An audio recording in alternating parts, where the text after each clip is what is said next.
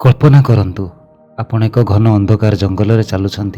आपण हाथ एक छोट दीप अच्छी जहाँ आपण आगे थिबा रास्ता को आलोकित करुच्ची। आपण निज गंतव्य स्थल आड़ को आगे चली किंतु हठात आपण नजर दूर रे थिबा आउ जणे व्यक्ति उपर पड़ुछि जी एक बड़ मशाल धरी द्रुत गति रे दौड़ुछि।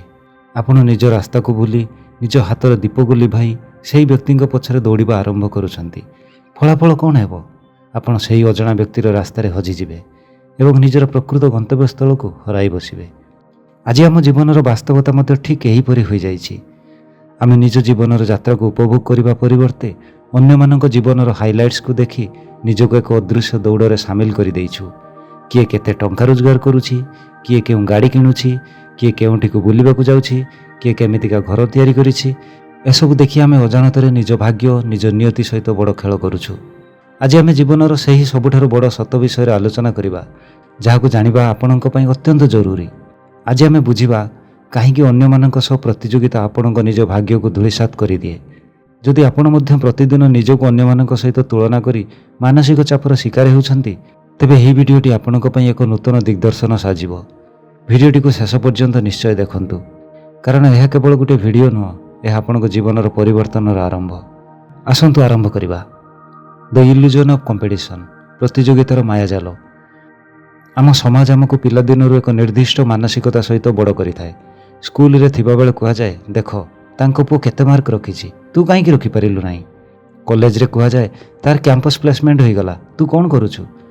चाकरी क्षेत्र रे, व्यवसाय रे, एपरिक परिवार मध्य रे प्रतियोगितार एही विषाक्त मंजी आम मन रे बुणी दिया जाए। किंतु आमे केबे चिंता करिछु कि एही प्रतियोगितार प्रकृत स्वरूप कोन? मनोविज्ञान कहे जे जेतेबेले आमे अन्य जनक सह निजको तुलना करू सेतेबेले आमे आमर स्वतंत्रता को अस्वीकार करू। प्रकृतिर नियम को देखंतु। गोटे बगीचारे गोलाप फूल फुटी थाए एवं पद्म फूल मध्य फुटी थाए। गोलाप केबे पद्म हेबाकू चेष्टा करे नाही किंबा पद्म केबे गोलापर सौंदर्य को देखि ईर्षा करे नाही। दुईकर स्थान, परिवेश एवं सौंदर्य संपूर्ण अलग। जदि गोटे माछकू तार गछ चढ़िबार क्षमता आधार रे विचार करा जाए तेबे से सारा जीवन निजको मूर्ख बोली भाबिबो। आज आम समाज रे अनेक माछ गछ चढ़िबा पई माଙ୍କड़ मानक सह प्रतियोगिता करुचंती। यह ही सबुठारु बड़ मायाजाल। What is your destiny? आपणको भाग्य बा नियति कौन? आसंतु प्रथमे बुझिबा भाग्य बा नियति कौन। अनेक लोक भाबंती भाग्यर अर्थ हेउची पूर्वरु लेखा जाइथिबा किछि गप, किंतु प्रकृत रे भाग्य हेउची आपणको भितर लुचि रहिथिबा से सर्वोच्च संभावना, हाईएस्ट पोटेंशियल, जहाको हासिल करिया पई भगवान आपणको ए दुनिया को पठाइछंती। पृथ्वी रे थिबा कोटी कोटी लोकंक मध्यरु काहारी मध्य फिंगरप्रिंट्स बा आंगुठीर चिन्ह समान नुहे, एपरिक जमज संतानकर मध्य नुहे। एहार अर्थ कौन? यार स्पष्ट अर्थ हेउची सृष्टिकर्ता आपणको एक स्वतंत्र उद्देश्य रे तैयारी करिसंती। आपणको जीवनर नक्शा संपूर्ण अलग। जेतेबेले आपण अन्य काहा सहित प्रतियोगिता करंती आपण जानि सुनी भगवानक से स्वतंत्र नक्शा को प्रत्याख्यान करंती। आपण कहंती, हे प्रभु आपण मते जेउ रूप रे गढिसंती मु सेथिरे संतुष्ट नुहे, मते से अन्य व्यक्ति परि हेबार अछि। जेतेबेले आपण अन्य काहार भाग्य को निजर बोली भाबी ता पछरे दौड़ंती सेतेबेले आपण निज पई निर्धारित होइथिबा प्रकृत सफलता एवं आनंदरू वंचित होंती। आपण हेत सेही दौड़े जीति जाई पारंती किंतु शेष रे आपण अनुभव करिवे जे आपणक हाथ खाली अछि। एहाकु ही कुहा जाय डेस्टिनी रुइंड बा भाग्यर विनाश। How comparison destroys you. अन्य मानक सह तुलना किपरि आपणक भितरु शेष करि दिए। अन्य मानक सह प्रतियोगिता करिबा द्वारा आम जीवन में केउं केउं क्षति घटे आसंतु ताहाकु विज्ञान एवं मनोविज्ञान आधार रे बुझिबा। मानसिक शांतिर अंत। प्रतियोगितार सबुठु प्रथम शिकार होछि आपणकर मानसिक शांति। जेतेबेले आपण काहाकु निजर प्रतिद्वंदी भाबंती सेतेबेले आपणक मन सबुबेले एक अलर्ट मोड रे रहिताए। तार गोटे भल पोस्ट, तार गोटे सफलता आपणक शरीर रे कोर्टिसोल नामक स्ट्रेस हार्मोन वृद्धि करिताए। आपण निज पई नुहे बरং अन्य को हराइबा पई बंचिबा आरंभ करंती। लॉस ऑफ ओरिजिनालिटी, मौलिकतार विनाश। जेतेबेले आपण काहा सह प्रतियोगिता करंती आपण अजाणତରେ तांको कॉपी करिबा आरंभ करंती। से केउं भली कथा हेउचंती, केउं भली काम करूचंती आपण मध्ये सेमिति करिबाको चेष्टा करंती। यह द्वारा दुनिया जने मौलिक एवं स्वतंत्र व्यक्ति को हराई थाए एवं केवल जने फोटोकॉपी बा नकली व्यक्ति को पाई थाए। मन रखंतु मौलिक जिनिसर मूल्य सबले अधिक, नकली जिनिसर कौनसी आधार न थाए। Wrong decisions driven by ego, भूल निष्पत्ति एवं अहंकार। प्रतियोगिता मनरे ईगो बा अहंकार एवं ईर्ष्या सृष्टि करे। ଯେତେବେଳେ ଆପଣ ଈର୍ଷା ଦ୍ୱାରା ପରିଚାଳିତ ହୋଇ କୌଣସି ନିଷ୍ପତ୍ତି ନିଅନ୍ତି ତାହା ପ୍ରାୟତଃ ଭୁଲ ହୋଇଥାଏ। ଉଦାହରଣ ସ୍ୱରୂପ, ଆପଣଙ୍କ ପଡ଼ୋଶୀ ଏକ ଦାମୀ କାର୍ କିଣିଲେ। ତାଙ୍କୁ ଦେଖି ନିଜର ଆର୍ଥିକ ସ୍ଥିତି ଭଲ ନଥାଇ ମଧ୍ୟ ଆପଣ ଲୋନ୍ କରି ଏକ କାର୍ କିଣି ଆଣିଲେ। ଏଠାରେ ଆପଣ ପ୍ରତିଯୋଗିତାରେ ତ ଜିତିଗଲେ, କିନ୍ତୁ ଆଗାମୀ 5 ବର୍ଷ ପାଇଁ ନିଜର ଫାଇନାନ୍ସିଆଲ ଫ୍ରିଡମ୍ ଏବଂ ଭାଗ୍ୟକୁ ଆପଣ ବିପନ୍ନ କରିଦେଲେ। ଏହି ବିଷୟକୁ ସହଜରେ ବୁଝିବା ପାଇଁ ଆସନ୍ତୁ ଏକ ଛୋଟ କାହାଣୀ ଶୁଣିବା। ଗୋଟେ ଜଙ୍ଗଲରେ ଗୋଟେ କାଉ ରହୁଥିଲା। ସେ ନିଜ ଜୀବନରେ ବହୁତ ଖୁସି ଥିଲା, କିନ୍ତୁ ଦିନେ ସେ ଏକ ସୁନ୍ଦର ଧଳା ବଗକୁ ଦେଖିଲା। କାଉଟି ଭାବିଲା, ମୁଁ କେତେ କଳା, କିନ୍ତୁ ଏ ବଗଟି କେତେ ଧଳା ଏବଂ ସୁନ୍ଦର।